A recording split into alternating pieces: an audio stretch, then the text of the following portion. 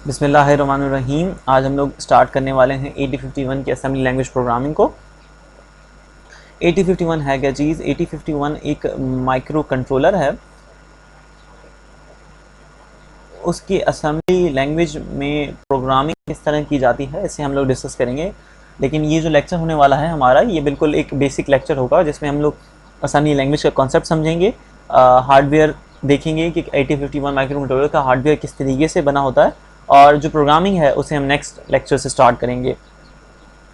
चलें अब हम अपना लेक्चर स्टार्ट करते हैं। सो असेंबली लैंग्वेज है क्या चीज़? असेंबली लैंग्वेज एक लो लेवल लैंग्वेज है जिसे हम लोग इस्तेमाल करते हैं किसी भी हार्डवेयर को जो है प्रोग्राम करने के लिए, किसी भी इलेक्ट्रॉनिक माइक्रो कंट्रोलर को प्रोग्राम करने के लिए।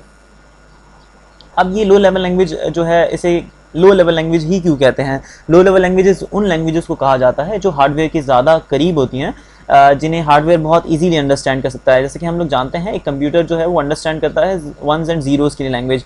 अगर मैं टेक्निकल जार्गन में बात करूं तो वो बाइनरी लैंग्वेज को समझता है एक कंप्यूटर, सही है।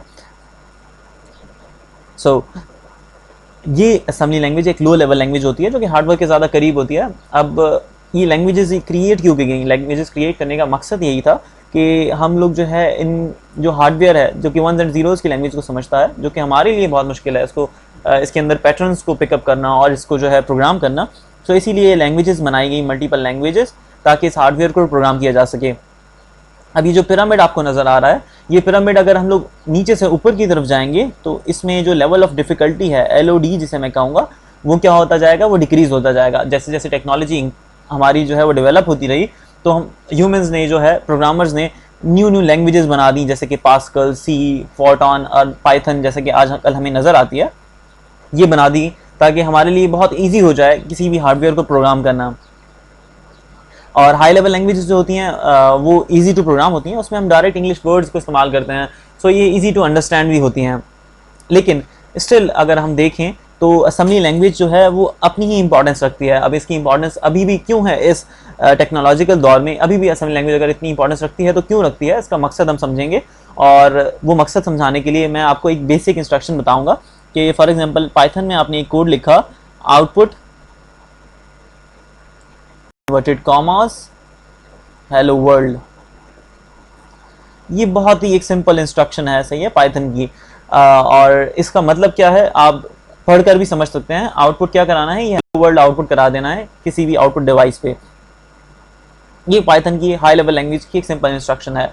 अगर इसकी प्रोसेसिंग की बात की जाए तो इसको प्रोसेस करने में मल्टीपल लेवल्स रिक्वायर्ड होंगे। फॉर एग्जांपल ये इंस्ट्रक्शन सबसे पहले कंपाइलर में जाएगी, कंपाइलर इसे कंपाइल करेगा, देन इसे अंडरस्टैंडेबल बनाएगा फॉर द असेंबलर, ताकि असेंबलर इसे असेंबल करके मशीन लैंग्वेज में चेंज कर दे और मशीन इसको इजीली समझकर हार्डवेयर को जो भी इंस्ट्रक्शंस हैं वो पास ऑन करके वो टास्क परफॉर्म कर दे। अब आप समझ सकते हैं कि ये तीन प्रोसेसेस होने में कुछ ना कुछ तो टाइम लगेगा, और टाइम जो है वो इलेक्ट्रॉनिक्स में एक बहुत ही इंपॉर्टेंट चीज़ होती है।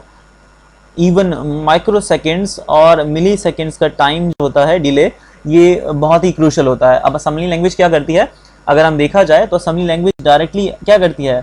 वो यहाँ पे कहीं लाई करती है। असेंबली लैंग्वेज जो होती है, अगर उसके अंदर हम प्रोग्राम को लिखें तो असेंबली लैंग्वेज में क्या होगा?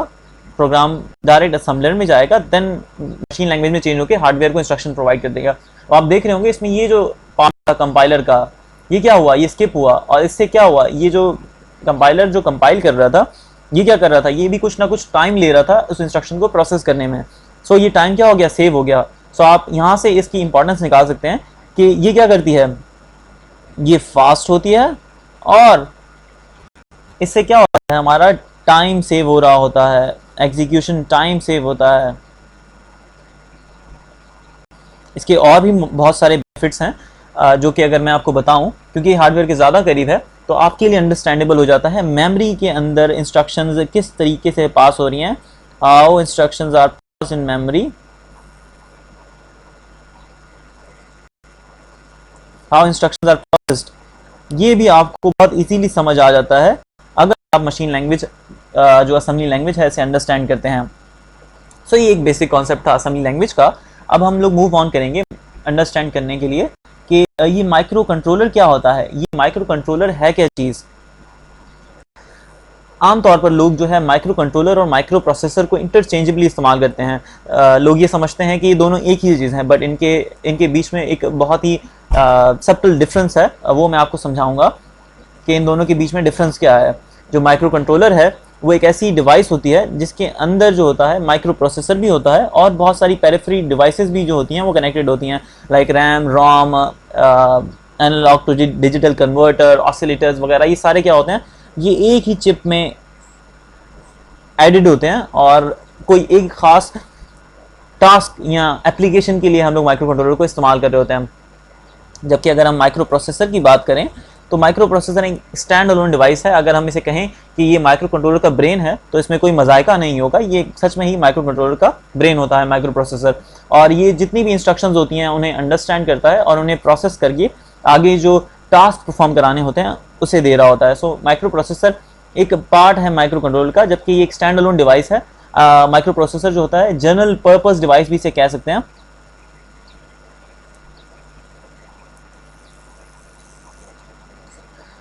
ये लोड्स ऑफ डेटा उसको प्रोसेस करने के लिए हम लोग इस्तेमाल कर रहे होते हैं, सही है। सो ये एक बेसिक कॉन्सेप्ट था माइक्रो प्रोसेसर का। ये हाई स्पीड्स पे काम करता है, ये कॉम्प्लेक्स होता है और ये एक single silicon based integrated chip होती है जो कि डेटा प्रोसेसिंग के लिए इस्तेमाल हो रही होती है। अब हम लोग देखने वाले हैं, क्योंकि अब हमने समझ लिया कि माइक्रो कंट्रोलर और माइक्रो प्रोसेसर का जो बेसिक कॉन्सेप्ट है वो क्या है, तो हम लिख लेते हैं कि फिजिकली जो 8051 होता है वो दिखता किस तरह है। 8051 में फिजिकली 40 पिन्स होती हैं, 40 पिन्स, सही है। और उसके अंदर 4 पोर्ट्स होती हैं, port 0, port 1, port 2 and port 3। Her port जो होती है वो 8 पिन्स को कवर करती है और बाकी की जो हमारे पास 8 पिन्स हैं वो VCC, ग्राउंड एंड रीसेट वगैरह की पिन्स को जो है वो इस्तेमाल कर रही होती हैं, सही है।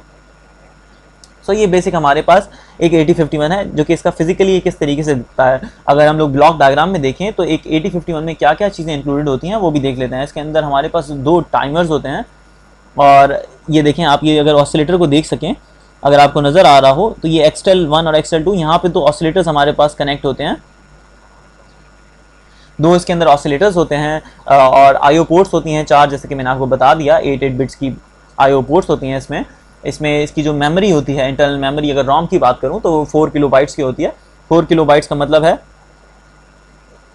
4096 लोकेशंस होती हैं इसके अंदर। की रैम कितनी होती है, 128 बाइट की इसकी जो है उसमें रैम होती है, read only memory, ROM read only memory and RAM random access memory, जो कि हमारी इंस्ट्रक्शंस को प्रोसेस करने के लिए इस्तेमाल होती है।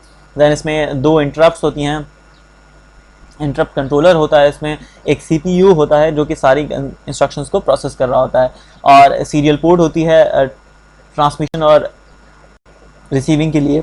अगर हम लोग एक्सटर्नली किसी डिवाइस से कनेक्ट करके डेटा को रिसीव कर रहे हैं, अगर मैं आपको हार्डवेयर में दिखाऊं तो हार्डवेयर में ये रही पोर्ट 3 के साथ आपको नज़र आएंगी। पहली दो इसकी पिन है, उसको हम लोग जो है ट्रांसमिशन एंड रिसीविंग के लिए इस्तेमाल कर रहे होते हैं। सो ये एक फिजिकल आउटलुक था हमारे माइक्रो कंट्रोलर का, और ये ब्लॉक डायग्राम थी कि एक माइक्रो कंट्रोलर जो होता है 8051 माइक्रो कंट्रोलर, उसके अंदर क्या क्या इंक्लूडेड होता है। ये बेसिक उसका जो है आउटलुक था। अब हम लोग मूव ऑन करेंगे हमारी रैम स्पेस एलोकेशन की जानिब। अब रैम स्पेस एलोकेशन समझने का मकसद क्या है, क्योंकि जब हम लोग प्रोग्राम बना रहे होते हैं तो जो प्रोग्राम जब रन होता है तो वो क्या करता है, वो रैम को यूज़ करता है डेटा को एक्सेस करने के लिए और डेटा को प्रोसेस करने के लिए। अगर हमें रैम की लोकेशन को पता होगा कि रैम किस तरीके से एलोकेटेड है 8051 में, तो हमारे लिए बहुत ईजी हो जाएगा किसी भी असेंबली लैंग्वेज प्रोग्राम को अंडरस्टैंड करना। सो अगर हम देखें 8051 में, तो 8051 में हमारे पास 4 रजिस्टर बैंक्स होते हैं, और रजिस्टर बैंक के अंदर, एक रजिस्टर बैंक के अंदर 8 बाइट्स होती हैं, और हर रजिस्टर जो होता है वो 1 बाइट ले रहा होता है। जैसे R0 1 बाइट लेगा, और 1 बाइट का हमें पता है कि वो किसके बराबर होती है, 1 बाइट 8 बिट्स के बराबर होती है। सो आप समझ सकते हैं कि एक रजिस्टर 8 बिट्स का रजिस्टर होता है, और ये रजिस्टर बैंक्स होते हैं इसके अंदर कितने, 4 रजिस्टर बैंक्स। और ये लोकेशन के हिसाब से अगर मैं बात करूं रैम में, तो ये 00 से स्टार्ट होकर 1F तक जो होता है, ये 3 रजिस्टर बैंक्स होते हैं हमारे पास, ये कवर कर रहे होते हैं। ये कितनी मेमोरी कवर करते हैं, ये हमारी 32 बाइट्स की मेमोरी जो होता है ये कवर कर रहे होते हैं, सही है। और बिट एड्रेसेबल इससे ऊपर अगर हम जाएं तो 20 से 2F तक हमारे पास बिट एड्रेसेबल रैम होती है, जिसे हम लोग जिसकी एक एक बिट को एक्सेस कर सकते हैं फॉर आवर प्रोग्राम। जैसे कि अगर 8 बिट का एक रजिस्टर है तो उसके अंदर हम लोग अगर चाहें तो थर्ड बिट को एक्सेस कर सकते हैं हमारे प्रोग्राम के अंदर। सो ये बिट एड्रेसेबल कहा जाता है और इसे हम मल्टीपल प्रोसेसेस के लिए इस्तेमाल कर सकते हैं। देन अगर हम बात करें तो इसमें 80 बाइट्स जो होता है रैम के अंदर वो जनरल पर्पस होता है, जिसे हम लोग डेटा स्टोर करने के लिए इस्तेमाल करते हैं। इसे ज़्यादातर स्क्रैच पैड के नाम से याद किया जाता है। जो हमारा एक्यूमुलेटर वगैरह होता है वो भी इसी के अंदर ही होता है और ये जनरल पर्पस इस्तेमाल हो रहा होता है। सो ये सारी अगर 8051 की हम बात करें स्पेसिफिकेशन की, तो इसमें 4 किलो बाइट्स जो होती है वो रैम होती है, 128 बाइट्स जो है इसमें रोम है, और रोम 4 किलो बाइट्स है, रैम 128 बाइट्स है, 32 आईओ पिन्स हैं, इनपुट आउटपुट पिन्स हैं, जनरल पर्पस के तौर पे इस्तेमाल होती हैं। 2 टाइमर्स हैं, 6 इंटरप्ट्स हैं, एक VCC है, तो टोटल 40 पिन्स का ये एक पैकेज होता है जो 8051 है। सो ये एक बेसिक इंट्रोडक्शन था हमारे 8051 का। अब आगे हम लोग क्या डिस्कस करेंगे, आगे नेक्स्ट जो लेक्चर हमारा आएगा उसके अंदर हम लोग डिस्कस करेंगे 8051 की इंस्ट्रक्शंस को डिस्कस करेंगे। 8051 इंस्ट्रक्शंस असेंबली लैंग्वेज की, और उन्हें एग्जांपल्स के साथ समझेंगे कि ये किस तरीके से एक प्रोग्राम में इस्तेमाल हो रही होती हैं। सो आगे हमारा जो नेक्स्ट लेक्चर है वो इसी प्रोग्रामिंग से रिलेटेड होने वाला है। हम लोग इंस्ट्रक्शंस को समझेंगे और उन्हें एग्जांपल्स के साथ एक्सप्लेन करेंगे। So that was all. Thank you very much आपके टाइम का। अपना ख्याल रखिए और चैनल को सब्सक्राइब करना मत भूलिएगा। अल्लाह हाफिज़।